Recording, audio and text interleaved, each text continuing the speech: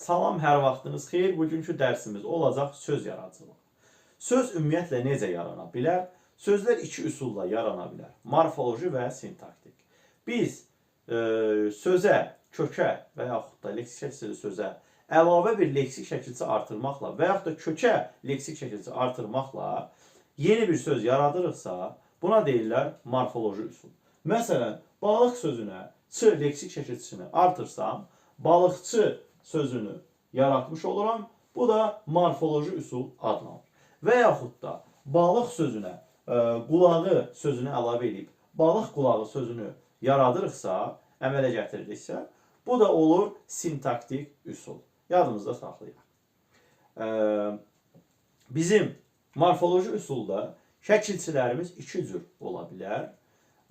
Bunlardan leksik şəkilçilər sözü yaratmağa xidmət edir. Qrammatik şəkilçilər isə sözün sadəcə formasını dəyişir. Şəkilçilərimiz deməli iki cür olur. Leksik şəkilçilər və qrammatik şəkilçilər. Leksik şəkilçilər haqqında məlumat verək. Leksik şəkilçilər həm alınma ola bilər, həm də milli ola bilər. Leksik şəkilçilərimiz 1, 2 və 4 cür yazılır. Yəni, bir cür yazıla bilər. Məsəl üçün, na, bi. Yəni, ön şəkilçilərimiz a, na, bi, ba, la, co, məsələn, comərd sözündə.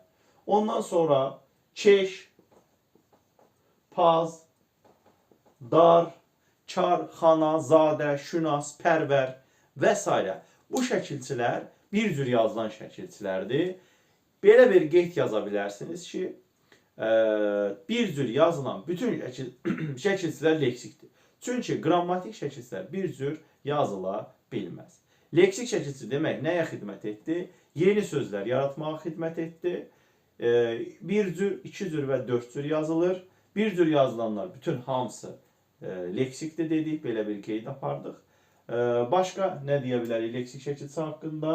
Həm alınma dedik, həm də milli mənşəli ola bilər. Leksik şəkilçilərimiz adətən kökə artırılır və qrammatik şəkilçi leksikdən sonra gəlir. Lakin bizim 4 dənə şəkilçimiz var ki, onlar qrammatik şəkilçidən əvvəl gələ bilər. Daha doğrusu, qrammatik şəkilçi bu leksik şəkilçilərdən əvvəl gələ bilər. Normalda deməli leksik gəlir, sonra qrammatik. Lakin cil şəkilçisində, sız şəkilçisində, k şəkilçisində, həmçinin dakı şəkilçisində, burada qrammatik şəkilçi bunlardan əvvəl gələ bilər. Cil bir cür yazılan şəkilçidir. Məsələn, yazırıq xalamcil. Xalamcil. Burada xala sözün kökü olur. M qrammatik şəkilçi, cil isə leksik. Yəni gördüyünüz kimi nə oldu? Qrammatik leksikdən əvvəl gəldi. Bu istisna bir haldır. Sız, məsəl üçün yazıram, sız üstü dörddür. Məsələn, yazıram, nənəmsiz yatmıram. Burada nənə sözün kökü olur. M yenə mənsubiyyət qrammatik şəkilçidir. Siz isə leksik şəkilçidir. K, məsələn, deyirəm ki, bizimki. Burada da biz sözün kökü olur. İm qrammatik, yəlik hal şəkilçisi. Ki isə leksik şəkilçidir. Dakı, evimizdəki. Evimizdəki. Yenə dəkimiz bizim leksik oldu. İmiz oldu qrammatik şəkilçi. Ev isə sözümüzün kökü oldu. Yəni, cilsiz, k, dakı şəkilçiləri istisna hal kimi özündən qabaq qrammatik şəkilçini qəbul edə bilirlər. Bunları da yadımızda saxlayaq. Normal sıralama necə olmalıdır? Kök, leksik şəkilçi, daha sonra qrammatik şəkilçi. İndi isə qrammatik şəkilçi haqqında danışaq. Leksik şəkilçi sözün mənasını dəyişdi. Qrammatik şəkilçi isə sözün formasını dəyişdirir. Qrammatik şəkilçilərimiz bir cür yazıla bilməz. Qrammatik şəkilçilər yazıla bilər, 2 cür və 4 cür yazıla bilərlər. Qrammatik şəkilçilər yalnız milli olur, alınma ola bilmir və dedik sözün formasını dəyişir. Başqa bir qeyd də eləyə bilərsiniz ki, testlərdə qabağınıza çıxar. Qrammatik şəkilçilər cümlədə sözlər arasında əlaqə yaradır. Məsələn, deyirəm ki, əmimin Əmimin kitabı. Gördük ki, burada nə baş verdi? Əmi və kitab sözləri var. Bunların arasında əlaqə yaratmaq üçün mən nə etdim? Şəkilçilərdən istifadə edirəm. Yəni əmi və kitabı bir-birinə əlaqələndirmək üçün nə edirəm? Əmimin kitabı dedim, düzdürmü? Bu işi görənlər, yəni cümlədə sözlərin arasında əlaqə yaradanlar məhz qrammatik şəkilçilərdir. Bunu da bir qeyd kimi yaza bilərsiniz. Daha sonra biz bunları, daha doğrusu kök, qrammatik və leksik şəkilləri təhlil edəndə kök və şəkilçiyə bu şəkildə ayırırıq, onu da qeyd edək. Demək, kök işarəsi bu cürdür. Məsələn, əmi sözü kökü deyirik. Leksik şəkilçi işarə olunur bu şəkildə, şifr şəklində. Qrammatik isə aypara şəklində bu cür işarə olunur. Sonra sözün başlanğıc forması. Bu şəkilçilərdən danışmışkən biz sözün başlanğıc formasının nə olduğu haqqında da məlumat verək. Sözün başlanğıc forması kitablarımızda qeyd olunur ki, qrammatik şəkilçiyə qədər olan hissə. Amma biz daha bir dəqiq bir qeyd aparaq. Çünki bizim elə qrammatik şəkilçimiz var ki, onlar leksikdən əvvəl gəlirlər. Buna görə də belə bir qeyd yaza bilərik ki, sözün başlanğıc forması sonuncu leksik şəkilçisinin də daxil olduğu hissədir. Ümumiyyətlə, bu barədə indi danışacağım. Amma başqa bir qeydi də eləyim ki, sözün başlanğıc forması deyəndə nə başa düşürük? O həmişə leksik şəkilçili mi olur? Xeyr. Məsələn, deyirəm ki, lövhə. Lövhə. Bu lövhə sözü tək yazılıbsa, sözün elə başlanğıc formasıdır. Heç bir şəkilçi yoxdur. Sözün özüdür. Kök. Yəni bu məqamda lövhə həm kökdür, həm də başlanğıc formadır. Mən buna bir qrammatik şəkilçi artırsam, nə dəyişəcək? Heç bir şey dəyişməyəcək. Yenə lövhə sözün başlanğıc formasıdır, həm də lövhə sözün köküdür. Amma mən buna bir dəki artırsam, lövhələrdəki olsa, dəki leksik şəkilçim olsa, necə ki burada dəkini artırmışdıq. Artıq mən bu qaydamı yadıma salıram ki, nə qeyd etdik? Sözün başlanğıc forması sonuncu leksik şəkilçisinin də daxil olduğu hissədir. Yəni mənim başlanğıc formam artıq lövhə yox, lövhələrdəki sözü olacaqdır.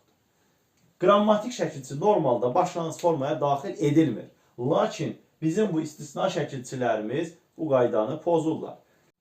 Başlanğıc formanı öyrəndik, davam edirik eyni köklü sözlərimizə.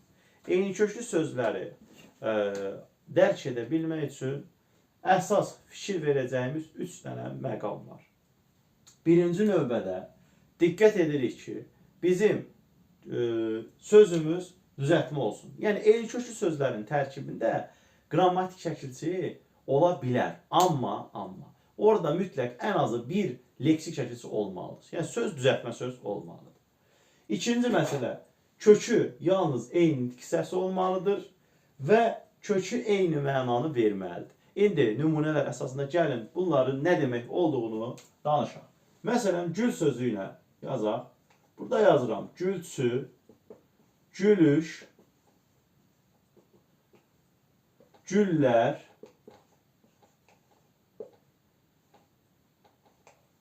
güldür, güldürmək, belə yazaq. Biraz sərgəsiz oldu, güldürmək üçün. Buranı düzəldək.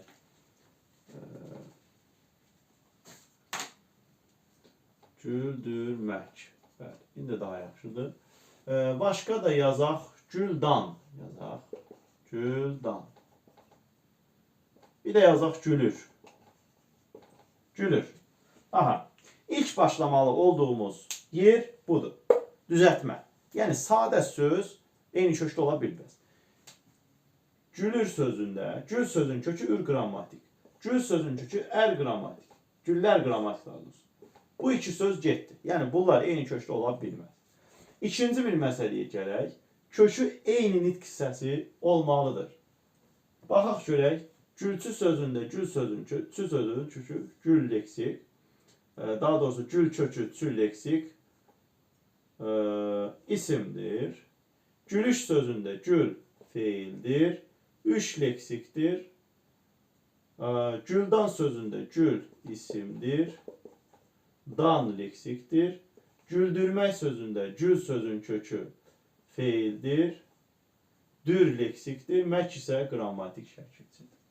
Baxın, güldan və gülçü sözləri kökləri isimdir.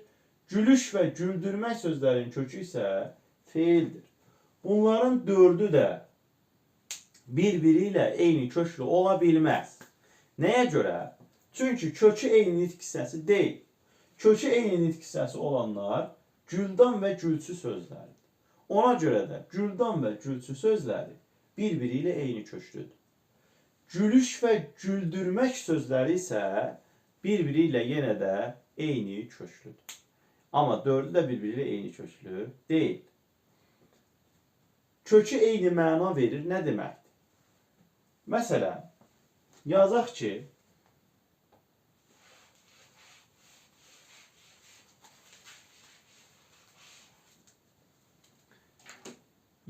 şamlıq, şamdan, dan leksik, lıq leksik, şam sözün kökü, şam sözün kökü. Yalnız düzəltmədir, ikisi də düzəltmədir. Kökü eyni nitq hissəsidir. Bəli, bu şamda isimdir, bu şamda. Şamlıq, yəni şam ağacı mənasındadır. Şamdan isə yandırdığımız şamdan söhbət gedir. Həm şamdan, yəni yandırdığımız şamın qabıdır. Şamlıq isə şam ağaclarının olduğu yerdir. Hər ikisinin kökü isimdir. Mən bunu artıq nə buna, nə də buna görə fərqləndirəcəm. Mən bunu bizim ikinci qaydamıza əsasən fərqləndirəcəm. Nə demişik? Kökü eyni məna verməlidir. Baxaq görək eyni məna verirmi? Xeyr. Bu şamlıq sözündə mənası yandırdığımız şamın, daha doğrusu şam ağacları mənasındadır. Bu isə sözün kökü yandırdığımız şam anlamındadır. Buna görə də bu sözlər eyni köklü ola bilməzlər. Sonra bizdə sözün yaranması məsələsi var ki, çox vaxt şagirdlərimiz ondan əziyyət çəkirlər. Söz nədən yaranıb, nədən əmələ gəlibdir? Bunu köklə qarışdırırlar. Məsələn, yazırıq ki, yazıçılıqdan sözün qeyd edirik bura. Yazıçılıqdan. Gəlin təhlil edək sözü ilk növbədə. Yaz sözün köküdür.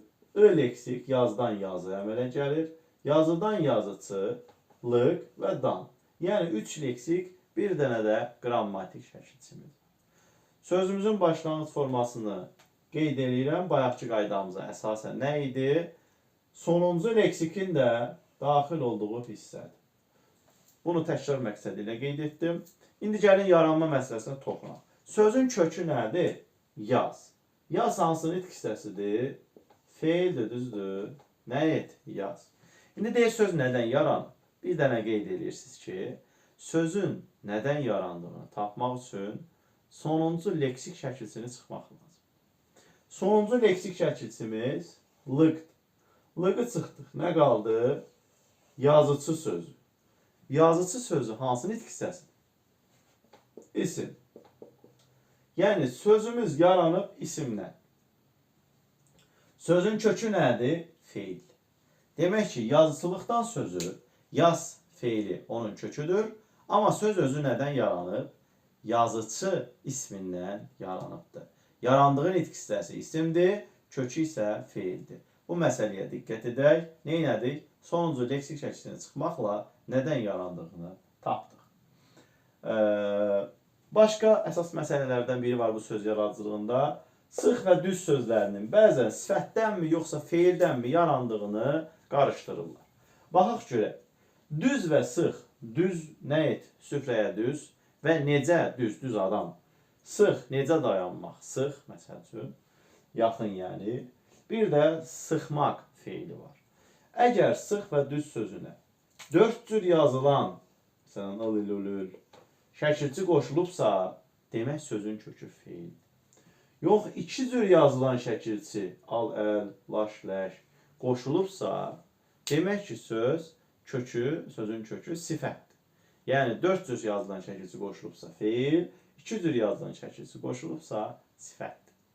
Bir dənə lıq şəkilçisini istisna olaraq qeyd edəcəksiniz ki, lıq üstü 4 istisnadır. Yəni sıx və ya düz sözünə əgər 4 daha doğrusu 4 yazının lıq şəkilçisi qoşulursa, yenə də kökü sifət olaraq qalır. Digər şəkilçilərdə isə birinci qaydamız keçərlidir. Laşdan söhbət getmiş ikən lan və laş şəkilçiləri haqqında da mühüm bir qeyd eləyək.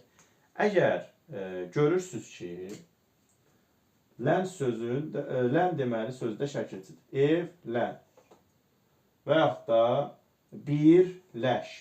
Burada ləşdir, burada ləndir. Bunlar bütöv götürdük. Amma bəzi sözlərdə lan və laş parçalanır. Yəni lalə ayrı şəkilçi, n ayrı şəkilçi. Və yaxud da lalə ayrı şəkilçi, ş ayrı şəkilçi. Necə olacaq? Məsələn, qabaqlaşmaq sözü. Qabaq sözün köküdür. Baxıram laşa. Laşı bütöv götürüm yoxsa parçalayım. Dilimizdə qabaqla sözü varmı? Var. Demək burada la ayrıdır, ş ayrıdır. Məsələn, bu qədər bəsit. Amma dilimizdə birlə sözü yoxdur. Salamlanmaq, qonaqlar salamlandı məsəl üçün. Salam sözün kökü. Salamla sözü varmı? Var. Demək, salamla da la ayrıdır.